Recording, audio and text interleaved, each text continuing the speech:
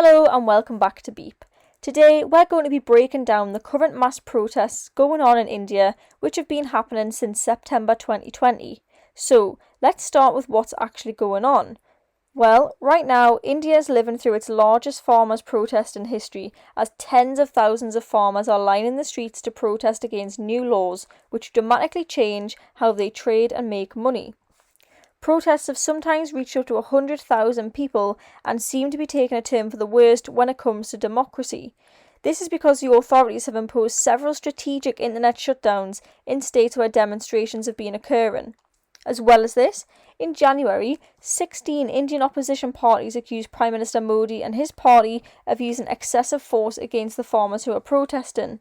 This came after clashes with the police and when water cannons and tear gas shells were used to push back protesters.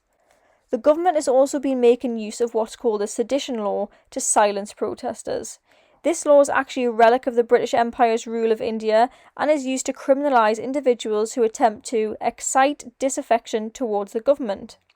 Notably, 22-year-old climate activist Disha Ravi has been charged under this law, which many believe to be symbolic of the government's moves to crack down harder on the freedom of farmers and protesters all around the country.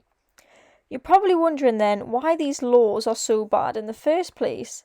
Essentially, it's because they completely change the way Indian farmers do business. For decades, the Indian government has offered guaranteed prices to farmers for certain crops. Under the old laws, farmers had to auction their goods at their own state's Agricultural Produce Market Committee, where they'd receive at least a government-agreed price. Now, Prime Minister Modi's new laws have removed the committee and allow farmers to sell their goods to anyone for any price. The farmers argue then that this will allow big corporations to sell their crops at much lower prices, creating a competition with original farmers in India. It would mean that they too would have to drive down their prices, potentially making way less money than they were previously. Effectively, the farmers see this as their minimum wage being removed in exchange for a free-for-all competition. And as 58% of the country's 1.3 billion citizens are farmers, this situation is not going anywhere quickly.